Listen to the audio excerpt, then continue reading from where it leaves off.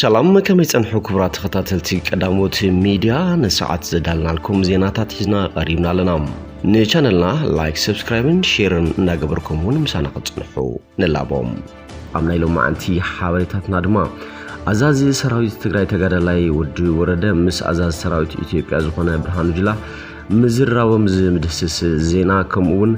ስርዓት ፋሽታዊ አብይ አህመድ ሕጅውን ኣብ ትግራይ ተኻታለ ደብዳባት ድሮን ናካይደ መዋዓሉ ዝምልከት መንግስት ኢትዮጵያ ነትስምዕ بقولتفن متغبار سراح جميرلخو كمبالو زدسسون على ኣብ ኢትዮጵያ ምርጋጽ ነባር ሰላም አጸጋም ክኸውን ይክብልውን ሓላፊ ፖሊሲ ወጻኢ ሕብረት አውሮፓ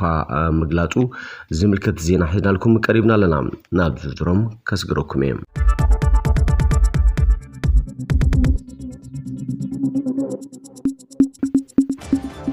አዛዝ ሰራዊት ትግራይ ተጋዳላይ ወዲ ወረደ ምስ አዛዝ ሰራዊት ኢትዮጵያ ብርሃኑ ጁላ በስልኪ ተዘራሪቦም ተባሂሎም ቶም ክልተ አዛዝ ሰራዊት ኣብቲ ዝተበጽሐ ስምምዕነት ሰላም መሰረት ብምግባርን ቀጸልቲ ንጥፈታትን ከም ተዘራረቢ ተገሊጹ ዘሎም ኣብ ዝቕጽሉ መዓልታት ድማ በአካል ከም ዝራኸቡ ዝዝረብ ዘሎ ኮይኑ ጀነራል ታደሰ ወዲ ወረደ ብርሃኑ ጁላን እቲ ኣብ ደቡብ አፍሪካ ዝተፈጸመ ስምምዕነት መሰረት ብምግባር ከም ዝተዘራረቡን ተሓቢሩሎም ኣብ ስምምዕነት ሓይልታት ምክልኻል ትግራይ ዕጥቆም ክውርዱ ዝብል አንቀጽ ኣለዩ ይኹን እምበር እቲ ብሰራዊት ኢትዮጵያን ሰራዊት ኤርትራን ኣብ ልዕሊ ህዝቢ ትግራይ ዝተፈጸመን ዝቕጽል ዘሎን ጂኖሳይድ حسابنا حوارون دو كبلن توم غبنኛታት ጸላእቲ ተሓተትን ኾኑ መዘና አልቦ መስዋዕት ዝኸፍል ዘሎ ጅግና ሰራዊት ትግራይ ዕጥቁ ክፈትሕ ዝብል ኣብ ስምምዕነት ሰላም ብወከልቲ ትግራይ ዝተፈረመ ኮይኑ ንህዝቢ ትግራይ ድማ ቆጢዕሎም ብመሰረት እቲ ዝወፀ ሰነድ ስምምዕነት ፕሪቶሪያ ሓይልታት ምክልኻል ትግራይ ኣብ ውሽጢ 30 መዓልታት ዕጥቁ ክፈትሕ ዝብል እዩ ይኹን እምበር ብዛዕባ ስምምዕነት ኣመልኪቱ ከቢድ ጸቕጥ ዝበጽሖ ዘሎ መንግስቲ ትግራይ ብዛዕባ እዚ ዝሃቦ መብርሂ ዛጊደለን በአንጻሩ ሕጂውን ነቲ ኣብ ልዕሊ ትግራይ ዝቕጽል ዘሎ መጥቃዕቲ TDF ብዝለዓለ ጽንዓት ይምክቶ ከም ዘሎ እዩ ዝበጽሐና ሓበሬታ ዘመላኽት ቀጸልቲ መዓልታት ድማ ወሰንቲ መብራህሪ ተጽቢዝ ዝግበር ዘሎ ኮይኑ ቢሮ ርክብዝን መንግስትን ትግራይ ትማሊ ኣብ ዘርግሖ ሓበሬታ ኩሉ እንፍጽሞ ስምምዕነት በአንጻር ንድሕንነት ህዝቢ ትግራይ ዘለዎ ረብሓ እምበር ንድሕንነትን ረብሓን ህዝቢ ትግራይ ናብ ሓደጋ ዝእቱ ስምምዕነት ኣይንፍጽምን ኢሉሎ ዘይኮኑ ጉግያት ሓበሬታት እውን ይዝርግሑ ኣለዉ ክብል እውን ነቒፎም እቲ ኣብ ፕሪቶሪያ ዝተፈጸመ ስምምዕነት ሰላም ድማ ሕገ መንግስትን ሕገ መንግስታዊ ስርዓትን ንምድሓን ዝተገበረ ታሪኻዊው ንኽትግበር ብትኹረት ክንሰርሕ ኢና ክብል እውን ገሊጹሎም መንግስቲ ትግራይ ትማል ዓርቢ ፋሽታዊ ስርዓት ኢትዮጵያ ሕጅውና በትግራይ ተኻታል ደብዳባት ድሮና ካይደ ከም ዝውዓለ ተገሊጹ ካብ ግንባራ ዝበጽሑና ዘሎ ሓበሬታት ከም ዘመላኽትዎ ዓርብ ረፋድ ኣብ ከተማ ውቕሮ ደብዳባት ድሮን ከም ተፈጸመ ተረጋጊጹ ዘሎ ካብዚ ብተወሳኺ ኣብ ተንቤን እውን ተማሳል ደብዳባት ድሮን ኣብ ልዕሊ ሲቪልያን ከም ተኻየደ ዝወፀ ሓበሬታ መላኺቱ እቲ ደብዳብ ድሮን ሲቪልያን ዕላማ ዝገብረ ኮይኑ ህይወት ሲቪላውያን የጥፍእን ኣካል የጉድልን ከም ዘለውን ተገሊጹ ህዝቢ በታብዶ አፍሪካ ዝተፈጸመ ስምምዕነት ተስፋ እኳ ገይሩ ተነበረ ቢሳስ አፈወርቅ ዝምራሕ መንግስቲ ኢትዮጵያ ግን ኣብ ልዕሊ ትግራይ ብምድሪ ዘካይዶ ኩናት ኣጠናኺሩ ቀፂሉሉ ከም ዘሎ እዩ ደብዳባት ድሮን እውን ኣብ ልዕሊ ሲቪልያን እውን እናካየዳ ይርከባ ካብዚ ብተወሳኺ ኣብ ግንባራት ዓድዋ ዓዲግራት ጸለምትን ከቢድ ውግእ ይካየድ ከም ዘሎ ፍልፍላትና ሓቢሮም በዚ ድማ ተግባራውነቱ ስምዕ ሰላም ናብ ሕቶ ምልክት ዘእቱ ኮይኑሎም መንግስቲ ኢትዮጵያ ነትስምዕ ብቁልጡፍ ንምትግባር ስራሕ ከም ዝጀመረ ኣማኻሪ ጸጥታ ቀዳማይ ሚኒስትር ኣምባሳደር ሬድዋን ሁሴን ሓቢሮም ኣማኻሪ ጸጥታ ቀዳማይ ሚኒስትር ኢትዮጵያን መራሕትን ኣብ ደቡብ አፍሪካ ዝተጓዓዘ ጉጅለ ተላዘብትን ዝኾነ ኣምባሳደር ሬድዋን ሁሴን ብመልእኽቲ ትዊተር ኣቢሉ ዝሕለፎ ሓበሬታ መንግስቲ ኢትዮጵያ ነትስምዕ ብቁልጡፍ ኣብ ምትግባር ስራሕ ከም ዝጀመረ ሓቢሩሎም بقدماء منستر أبي أحمد استمرحن كلاتهم العلوت أكلات منجستن ذات قال لميت تمالز تجمر كوينو تيزتن داغ مهنصت محداس زبوا አገልግሎታትን ምትዕራጅ ምድናታትን ጠሚቱ ከምሰርሑን አመላኺቶም አምባሳደር ሬድዋን ኣብ ኢትዮጵያ ዝነጥፋት ካላት ፕሮግራም ምግባ ዓለምና ዓለም ለኸ ኮሚቴ ቀይ መስቀልን ናብ ትግራይ ሓገዝ ንኸብጽሓ ኣምድላው ከም ዘለዋ ንወኪል ድምፂ አሜሪካ በዲስ አበባ ገሊጽና ኣለዋ እንተኾነ ተምትካላት ካብ መንግስቲ ኢትዮጵያ ናይ ፍቃድ መምርሒ ጽብያ ምህላውን ገሊጸን እትስምዕነት ሓብራው ረው ሓዝብታት ኢትዮጵያ ብዝሓለው መልክዑ ከም ዝተዛዘመ ብምሕባር ስለዝኾነ ኣብ ሓንቲ ላዕላዊት ሃገር ክልተ ዝተዓጠቕ ሓይሊ ኩሉ ከም ዘይክእልን ሕገ መንግስታዊ ስርዓት ምኽባር ከም ዝግባን ኣብ ስምምዕነት ከም ተበጽሐን ተዛሪቦም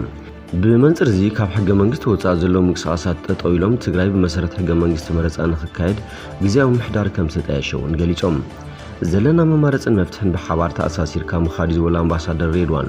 بمنظر زي جود أزبط حمد كفالات حبرت سب كاب جوداتهم دحينهم نامبر محبراو متأثر خملسو بحوار كسرحي كلو حبيرم زبصح غدات ناي كلهم إثيوبيان غدات كم زخونه بمحبار زعنو تكالات حوشو سرحت داغم هنصت بحبراو متحوار كسالطو كم زغبا دما ገንዚቦም سرحت مردان متأثرنون حبراو غعزو مصا حزبታት ኣብ ግምት ዘእተው ክኸውን ከም ዝግባእ ኣምባሳደር ሪድዋን ኣብ መብርሂኦም ኣልዒሎም بمهنات تقونسي عب عودات إيكونومي دبلوماسين كالوتن زبصح صنتو عب مقرامون بحبار مسرح تثبيت زغبرو لكم دخونه زي ገለጽ እንትኸውን ነዚውን ኩሉ ዜጋን ተግባራውነቱ ተስምዕነት ሰላም ሓላፍነት ክዋጻእ ከም ዝግባእ ኣምጻውዒት ኣቅሪቦም ካብ ዝብተወሳኺ ቀዳማይ ሚኒስትር አብይ አሕመድ ምስ መራሕቲ ክልላት ሚኒስትራትን ውድባትን ብዛዕባ ዝተገብረ ስምምዕነት ተገባብሩን ኣንፈት ከም ዝሓቡ መንግስቲ ኢትዮጵያውን ነቲ ስምምዕነት ፍጻም ቁርጸኛ ምዃኑን ኣምባሳደር ሬድዋን ተዛሪቦም እዚ ከምዚሉን ከሎ ኣባል ላዕለዋይ ኣመራርሓ ዝምድናታት ወፃኢ መንግስቲ ትግራይ ፕሮፌሰር ክንደያ ገብረሕይወት ኣብቲ ድሕረዋይ ዝደምሰስዎ ናይ ትዊተር መልእኽቲ ድሕሪ ምፍራም ምቁራጽ ተጻውታት መጥቃዕቲ ድሮንን ከቢድ ብረትን ኣብ ማጨው ህይወት ዜጋታት ወሲዱን ንኻልኦት ኣቕሲሉን ብምባል ጽሒፎም ብተመሳሳሊ ዜና ግንባር ሓርነት ኦሮሞ ነቲ ኣብ መንጎ ፌደራላዊ መንግስቲ ኢትዮጵያን መንግስቲ ትግራይ ተበጽሐ ስምምዕነት ናብ ተስፉ ሰላም ዝመርሕ ስጉምቲ ክብል ብሓጎስ ከም ዝተቐበሎ ኣብ ዘውፅኦ መግለጺ ኣፍሊጡ እንተኾነ እቲ ዝካየድ ዘሎ ርዝርብ ኩሉ ሓቆፍ ንኽኸውንን ብምጽዋዕ ኣብ ልዕሊ ህዝቢ ኦሮሞ ዝወርዱ ዘሎ ግፍዒ ዝግብኡ ኣቓልቦ ክወሃቦ ድማ ጻውዒት ኣቕሪቦም ኣብ ኢትዮጵያ ምርጋጽ ነባር ሰላም ኣጸጋሚ ክኸውን ይክብል ሓላፊ ፖሊስ ወጻኢ ሕብረት ኣውሮፓ ጆሴፍ ቦሬል ሓቢሮም ሓላፊ ፖሊስ ጉዳያት ወጻኢ ሕብረት ኣውሮፓ ጆሴፍ ቦሬል ድሕሪ ናይ ዝሓለፈ 2 ዓመት ዘፍርሕ ኩናት ኢትዮጵያ ዘላቕ ምቁራጽ ተኩስ ንምርጋጽ ኣዝዩ ከቢድ ክኸውን ይክብሉ ትማሊ ዓርቢ ኣብ ጀርመን ኣብ ዝተኻየደ ኣኼባ ብቁጠባ ዝማዕበላ ሃገራት ጉጅለ 7 ተዛሪቦም ጆሴፍ ቦሬል ኣብ ጀርመናዊት ከተማ ሞንስተር ይካየድ ኣብ ዘሎ ኣኼባ ሚኒስትራት ጉዳያት ወጻኢ ሃገራት ጉጅለ 7 ንጋዜጠኛታት ኣብ ዝሃብዎ መግለጺ